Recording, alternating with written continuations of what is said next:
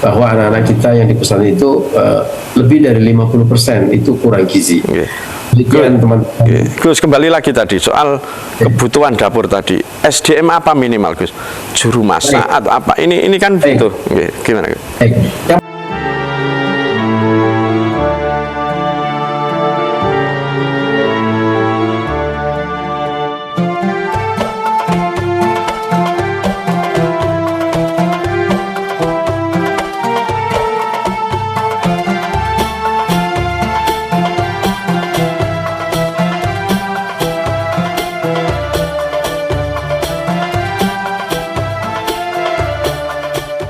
Assalamualaikum warahmatullahi wabarakatuh.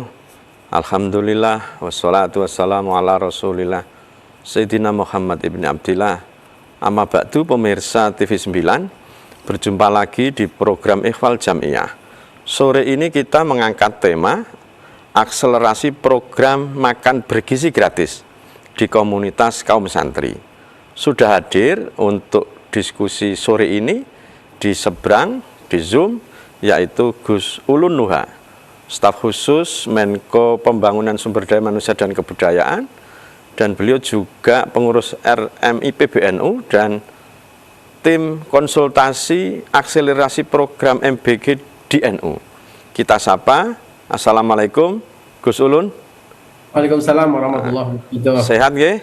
Alhamdulillah. Alhamdulillah. Nah, kita ini akan membahas salah satu program prioritas pemerintah ini, seperti janji Pak Presiden Prabowo waktu kampanye, yaitu makan bergizi gratis. Sebenarnya apa urgensi dari program ini, Gus? Sebelum masuk ke yang lain-lain nanti ini. Siap. Terima kasih Pak Sururi. Ya, jadi kita sama-sama sudah mengetahui ini program prioritas Presiden. Saya kira sudah banyak sekali informasi dan komunikasi tentang kenapa program ini penting. Tentu dengan mengutip pendapat para expert, para ahli, bahwa kebutuhan makanan bergizi, nutrisi yang tercukupi itu sangat penting, terutama pada anak-anak usia pertumbuhan. Karena anak-anak usia pertumbuhan mulai 0 sampai 18 tahun, kalau nutrisinya tercukupi, mendapatkan gizi yang cukup sesuai dengan kebutuhan, itu pertumbuhan fisik badan maupun pertumbuhan otaknya itu akan lebih optimal. Dan program-program sejenis ini sebenarnya juga dipraktekkan oleh banyak negara maju sejak puluhan tahun yang lalu. Nah, kita tentu menyambut gembira adanya inisiatif program ini, dan kita di Nahdlatul Ulama, sebagaimana yang kita juga sama-sama tahu sebagai Nahdliyin, kita selalu adalah pendukung NKRI sejati, terutama juga program yang mendatangkan masalah untuk umat. Kita dalam kapasitas bagaimana mendapatkan amanah dari ketum, dari para masyayikh untuk mengoptimalkan program ini. Kira begitu Pak. Artinya tadi kalau soal usia kan berarti ini fokus di anak-anak SDMI gitu ya? Mulai dari PAUD, mulai dari, bahkan nol ya. Prasekolah ya? Bayi baru lahir, ibu hamil itu juga menjadi target, tetapi memang target utama tentu adalah anak-anak yang sudah bersekolah, mulai PAUD sampai SMA ya, karena usia 18 tahun. Gitu. Jadi Pak Sururi sudah tidak bisa dapat makan bergizi gratis. Ya, oke. Artinya NU dalam tanda kutip kan punya banyak santri, punya banyak siswa, mendapat bagian dari program ini. Nah, saat ini berapa titik Gus yang atau berapa apa ya pesantren atau gimana hitungannya itu? Nah, ini yang menarik Pak Ruri. Jadi tentu dengan positioning Nahdlatul Ulama yang selalu setia dengan NKRI, program-program yang mendatangkan maslahat ya. PBNU menandatangani MOU dengan Badan Gizi Nasional selaku lembaga resmi yang ditunjuk oleh pemerintah untuk menjalankan program ini pada tanggal 5 Februari tahun 2025 di depan Presiden dan juga peserta Mubes dan Munas dan Konbes Nahdlatul Ulama. itu menandatangani MOU kesepakatan bahwa Nahdlatul Ulama akan mendirikan 1.000 titik 1.000 titik untuk 1.000 melayani titik. makan gizi gratis itu ya? Betul, dan satu titik itu rata-rata 3.000 penerima manfaat. Nah, tapi tentu ini ikhtiar yang harus kita kerjakan dengan kerja-kerja yang profesional dan kerja keras, karena tentu tidak mudah ya mendeliver target ini 1.000 titik. Di awal-awal itu kita masih harus melakukan trust campaign, meyakinkan pesantren. Waktu itu saya diutus prioritas 8 pesantren utama, Pak Ruli. Saya Di Jawa atau di beberapa? Ya, sementara waktu pertama itu 8 pesantren utama di Jawa. Saya soani satu persatu dan tidak ada satupun yang berkenan. Ya, karena masih ragu lah mungkin ya, trust itu tadi ya. Betul. Kalau kata pepatah Arab mengatakan an-nasu a'dau majahilu. Ya, karena belum tahu, belum paham, maka ya udahlah, kita ini ngaji, udah ngurusin ngaji, urusin perut gitu kan, kurang lebih begitu. Tapi seiring dengan berjalannya waktu dan ada best practice, beberapa pesantren kemudian berinisiatif, akhirnya bisa menjadi praktek baik, contoh yang lain. Alhamdulillah mulai bulan Mei ini dikebut, dan saat ini sudah ada 245 pesantren dan juga komunitas-komunitas NU yang lain, misalnya sekolah Ma'arif. 25% lah dari target 1.000 itu berarti ya Mas? Ya, tapi ini masih berproses. Ya, masih jauh ini ya. Masih berproses karena prosesnya memang juga cukup panjang. Jadi mulai mendapatkan istilahnya persetujuan untuk membangun, titiknya dikunci, kemudian membangun itu sendiri butuh waktu, apalagi kalau yang bangunnya dari nol, kemudian persiapan-persiapan yang lain, apalagi kalau urusan soal dana ya tentu itu juga tidak. Maaf Gus, setiap titik itu pesantren itu sebagai penerimaan manfaat atau memang juga bisa menjadi pelaksana, gimana? Kalau penerima manfaat itu jelas lah, tidak perlu ada effort banyak ya, tidak perlu usaha khusus ya. Yang kita dampingi dan kita akselerasi itu pesantren, sekolah ma'arif, komunitas kita itu sebagai mitra pemerintah yang membangun dan menjalankan dapur atau SPPG ini. Kalau cuma sekedar penerima manfaat, ya tinggal daftar aja kepada dapur-dapur yang sudah berdiri, tinggal terima makan. Bukan itu yang dimaksud 1.000 titik MOU antara Badan Gizi dengan PGN, tetapi menginisiasi mendirikan SPPG sebagai mitra pemerintah, ya sehingga bisa melayani 3.000 penerima manfaat. Itu yang butuh perjuangan khusus ya, dan pendampingan khusus. Apa saja Gus itu Gus? Syarat ini kan profesional Gus, ini jelas. Profesional, betul. Kenapa ini perlu ikhtiar khusus, usaha yang serius dan profesional? Karena ini terkait tentu pertama dengan dana investasi. Betul. Satu dapur itu paling sedikit kalau minimalis begitu ya, kurang lebih harus menyiapkan dana 1,5 miliar.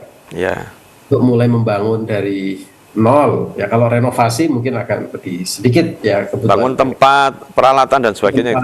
Peralatan standar PGN ya, kemudian tentu juga operasional ya, meskipun sekarang juga PGN sudah punya metode operasional yang sangat baik, yaitu transfer dulu di depan. Awal-awal dulu itu mitra seperti kita ini harus membayari operasional dulu selama tombok dulu lah ya istilahnya. Tombok dulu ya. Ujung tombok ya. Nah sekarang alhamdulillah sudah ada mekanisme biaya untuk pengadaan makanan itu ditransfer di depan.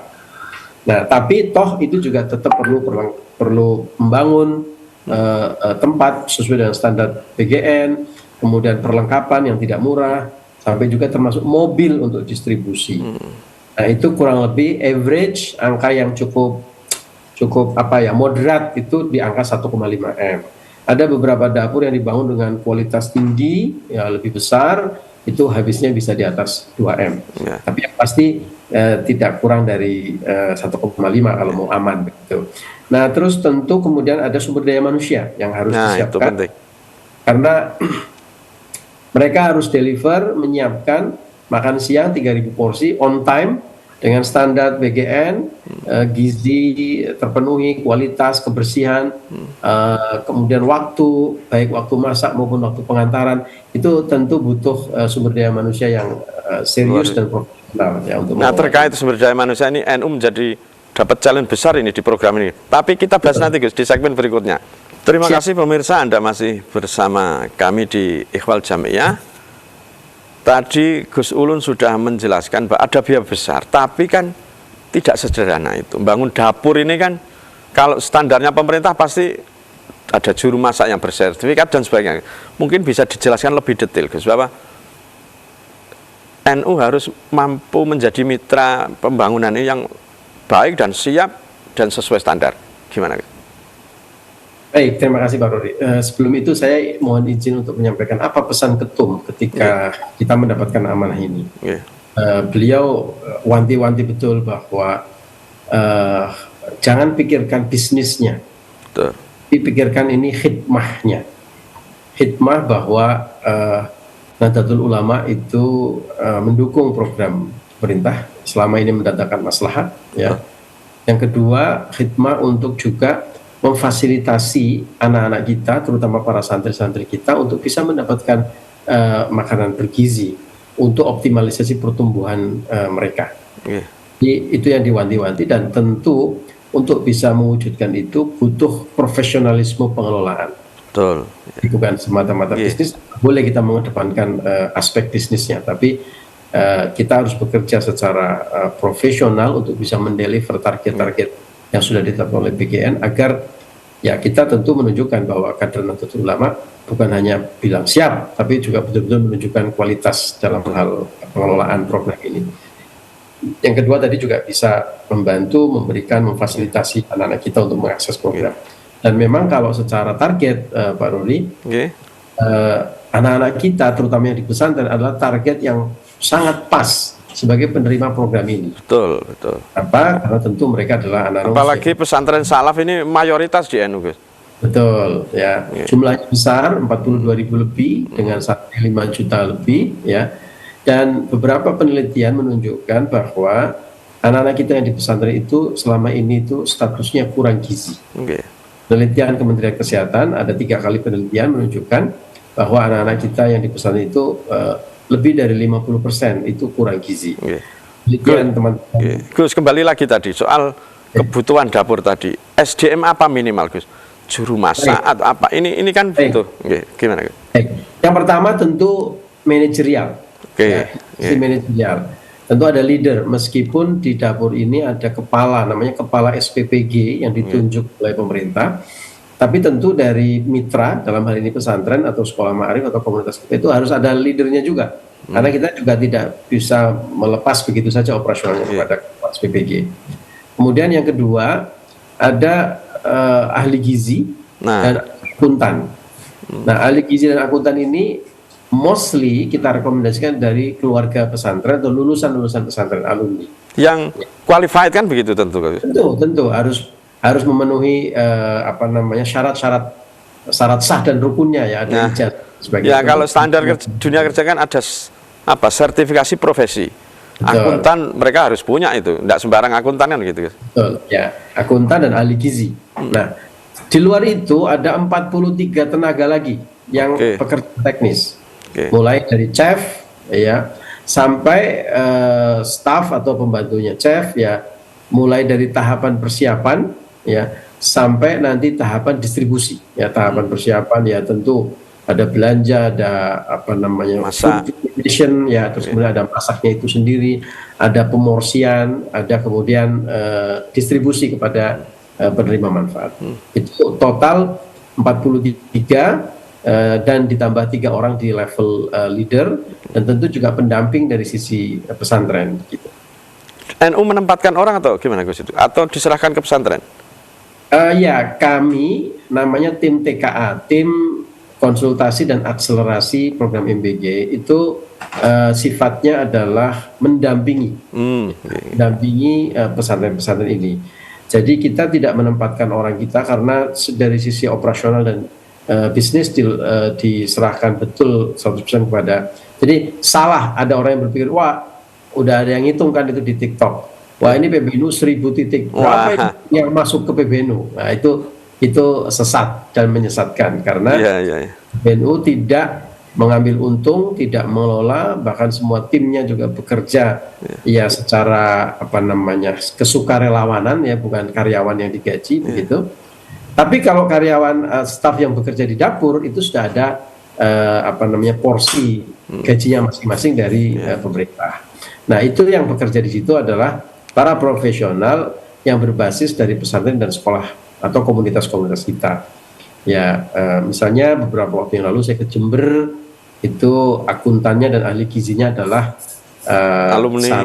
sahabat dari selain alumni pesantren juga sahabat-sahabat dari Korpri atau Korps dari teman-teman PMII begitu atau Putri begitu ya. Demikian juga kepala dapurnya itu juga banyak yang alumni dari pesantren kita. Begitu kan. Ya. Selama ini Gus, yang tadi di awal 8 titik, mungkin sekarang bisa diceritakan Gus, beberapa titik yang sudah sukses lah. Jadi saat ini yang sudah berproses di portal MBG itu ada 245 apa namanya dapur atau yayasan ya, baik dari pesantren maupun dari apa ma'arif dan sebagainya. Yang sudah berjalan sambil kita berproses ini itu ada 18 pesantren atau yayasan yang baru diresmikan sekitar 3 minggu yang lalu di Cirebon itu ada 13 dapur. Insya Allah dalam waktu dekat akhir Agustus ini cukup banyak yang sudah siap untuk diresmikan ya, mungkin di kisaran 15 dapur akan kita resmikan di akhir Agustus ini, dan rencananya nanti tempatnya di Jember. Jember. Berarti di Jember ini sudah berproses. Nanti yang dilayani itu kan jelas santri ya. Berapa kali itu makannya pagi sih atau gimana itu? Ya, jadi program MBG ini itu programnya adalah sehari sekali. Sehari sekali. Makan siang selama 5 hari kerja dalam 1 minggu. Jadi 20 hari atau 20 kali dalam 1 bulan. Tapi ada best practice di sekolah rakyat yang baru berdiri. Ini MBG-nya lebih dari 1 kali, dan pada saat silaturahmi bertemu ketum kita dengan kepala PGN itu sempat ada juga wacana kalau nanti di level tertentu bisa saja ada yang kelas advance begitu ya, itu nanti lebih sekali ya, lebih dari 5 hari ya 5 kali dalam sepekan ya, atau mungkin sehari bisa 2 kali, tapi itu masih wacana yang dimungkinkan karena ada rujukan best practice-nya yaitu di sekolah rakyat. Tapi dengan sehari sekali saja dampaknya sudah sangat luar biasa, Pak Ruli, dari pesantren-pesantren yang sudah berjalan ya, apa baik dampak untuk anak maupun dampak untuk pesantren itu sendiri. Bisa diceritakan Gus, satu saja dapur yang selama ini sudah berjalan Gus? Yang untuk berbasis pesantren misalnya Krapyak. Krapyak, ya. Ya, ini berapa ini?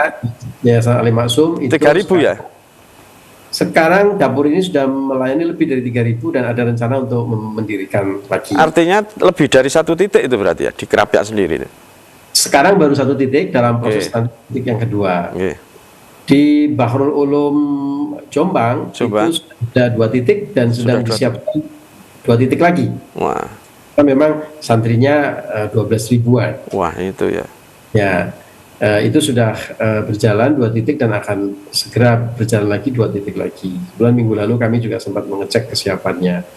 Kemudian di Cirebon, Babakan Ciwaringin sudah beroperasi 1 titik, dan kemarin sudah diresmikan 1 titik lagi yang sudah siap.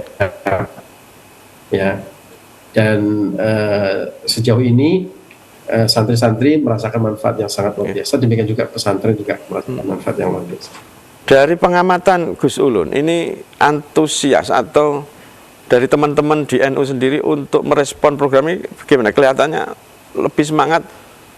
Target 1000 bisa jadi setahun aja udah bisa ini. Awalnya seperti kami sampaikan tadi memang cukup challenging ya Pak.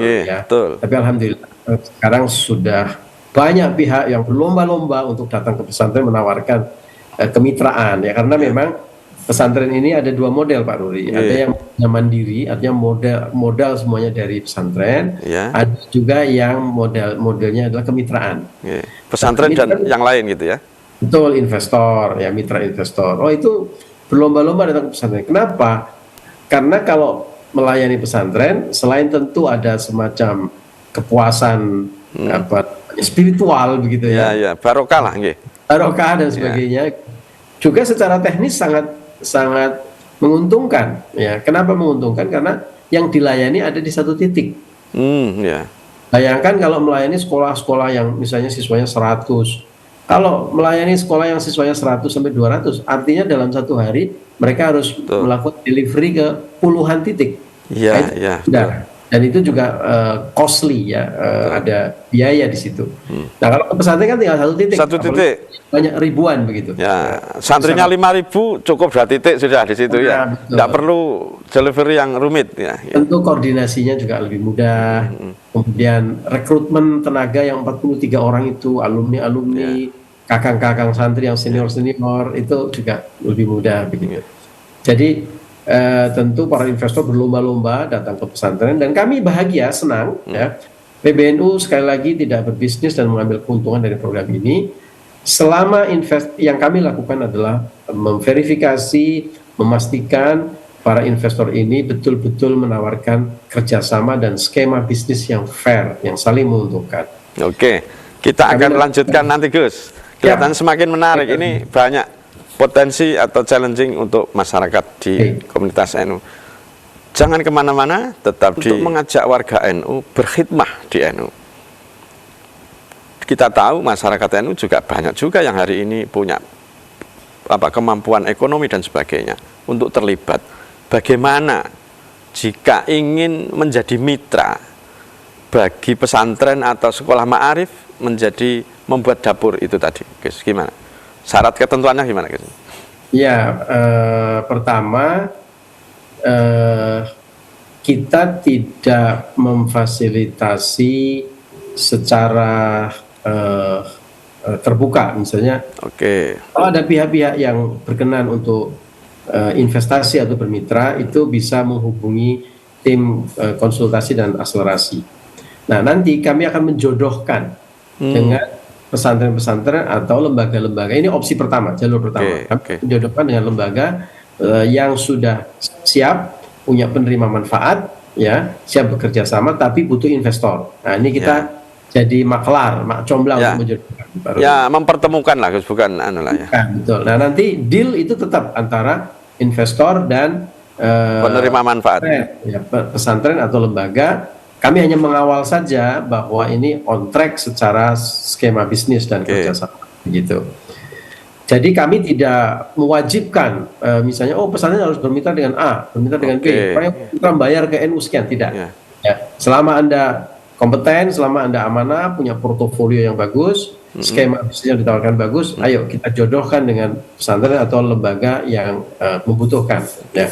Kami sudah punya listnya juga, pesantren mana, lembaga mana yang punya penerima manfaat, membutuhkan partner atau mitra. Artinya tim tadi sudah punya daftar pesantren yang sudah siap, membutuhkan, tinggal di itu ya. Dari mana kami datanya itu? Ya dari pesantren yang kita lakukan bimtek, kita sebar link, lalu mereka mendaftar. Atau ada pesantren-pesantren, biasanya ada pesantren utama, pesantren yang kami sowani, sengaja kontak. Ada program begini Kiai, monggo jika berkenan kami dampingi begitu. Tapi secara umum kita juga melakukan bimtek terbuka dan pesantren NU atau melalui PCNU dan PWNU itu bisa direkom dan bisa diusulkan untuk kita dampingi. Artinya standar siapa yang jadi mitra tetap sesuai acuan pemerintah tadi tuh, Gus, tetap. Sebenarnya pemerintah itu tidak mengeluarkan standar mitranya harus seperti apa. Yang penting adalah dapur atau yayasan bisa memenuhi syarat-syarat fisik bangunan maupun perlengkapan yang diwajibkan, dan tentu kelembagaan ya, ada izin resmi dan sebagainya begitu. Nah, mitra nanti akan bekerja sama dengan pesantren, misalnya dari sisi pengadaan tanah itu dari pesantren, nanti yang bangun adalah dari investornya misalnya gitu. Tapi ada juga jalur kedua di mana investor dan pesantren sudah bertemu dulu, ya, bermitra, lalu kemudian Lapor ke PBNU kan gitu. lapor atau didamping oleh kita. Nggak apa-apa juga, karena sekali lagi kita tidak ada kewajiban Anda harus bermitra dengan si A dan si B dan kita tip fee dari itu, tidak. Jadi jenengan kalau mau mencari sendiri mitra, kami dampingi, ya. Kalau mencari mitra, ya nanti kita jodohkan. Baik begitu juga investor yang mau menjadi mitra bisa kita jodohkan dengan pesantren yang membutuhkan mitra. Nah, ada juga jalur yang pesantren mandiri. Ya, pesantren mandiri ini biasanya yang pesantren-pesantren kita ini kan sebenarnya banyak yang punya, kalau modal segitu itu insya Allah siap, SDM juga siap. Hanya mungkin awalnya tadi terbatas informasi dan sebagainya. Itu yang nanti kita dampingi dari A sampai Z, agar mereka betul-betul bisa mandiri dan bisa mewujudkan. Banyak yang kami sebenarnya punya uang, tapi kami gimana? Bingung caranya. Ya, jadi belum tahu caranya lah gitu ya. Betul, setelah kita bimtek, kita masukkan dalam grup ya secara rutin. Oh ya dah, kami berani, kami mandiri. Nah, itu semakin kesini semakin banyak pesantren yang mandiri, Pak Ruli, dan alhamdulillah. Kalau tadi seperti Krapia itu mungkin mandiri Gus sih. Nah, kalau Krapia kebetulan ini berdiri sejak bulan sebelum Ramadan. Lama itu ya? Iya, sudah cukup lama, dan waktu itu belum banyak pesantren yang betul-betul bisa mandiri, karena tadi ya lebih banyak pertanyaan. Nah, kebetulan ada wali santri yang sudah berpengalaman di dapur duluan, karena dia catering, usaha catering. Nah, dari wali santri itulah kemudian Krapia itu bermitra. Tapi beberapa pesantren itu sudah banyak yang mandiri sekarang, ya. Jadi lebih bisa banyak disebut yang Gus, yang mandiri ini beberapa lah. Yang misalnya Genggong mandiri nih ya. Ya, Genggong itu mandiri Zainul Hasan. Kemudian kalau di mana lagi? Jawa Tengah? Jawa Tengah itu cukup banyak yang mandiri. Di Jogja beberapa pesantren sekarang juga sudah mulai mandiri, yang berdiri belakangan ini sudah kebanyakan sudah mandiri, ya. Jadi sudah misalnya di Kudus yang akan segera diresmikan, ada satu pesantren yang juga mandiri. Di Jawa Timur ada pesantren Sunan Bejagung juga, itu akan Tuban ya. Ya, Tuban itu juga mandiri. Ya, jadi cukup banyak sekarang pesantren-pesantren yang Darul Ulum Jombang itu juga mandiri. Ya, insya Allah segera juga diresmikan, sudah aktif mungkin dalam 2-3 hari ini. Di Ngawi ada pesantren Darul Muta'alimin, nah itu juga mandiri. Jadi sudah cukup banyak pesantren yang mandiri. Kalau melihat ini, ada manfaat lain selain soal gizi Gus ya? Betul ada sekali. Manfaat ekonomis. Nah, betul sekali. Gimana ini Gus? Ya, yang menarik memang betul. Inisiatif ini dampaknya bukan hanya untuk santri dalam hal ini menerima manfaat makanan bergizi, tetapi juga bisa menjadi katalisator untuk kemandirian pesantren. Nah, betul. Ya, jadi ini sangat efektif karena setiap hari ada perputaran untuk modal mengolah 3.000 porsi setiap hari. 3.000 porsi itu membutuhkan beras, membutuhkan goreng, membutuhkan sayuran, ayam, telur, dan sebagainya. Nah, kita memang juga dalam proses pendampingan ini adalah bagaimana mengelola ini dari sisi supply chain. Nah, betul ini. Bukan hanya sekedar mendapatkan barang yang murah, tapi juga ini bisa menjadi trigger untuk mata rantai kemandirian pesantren. Ya, misalnya koperasi.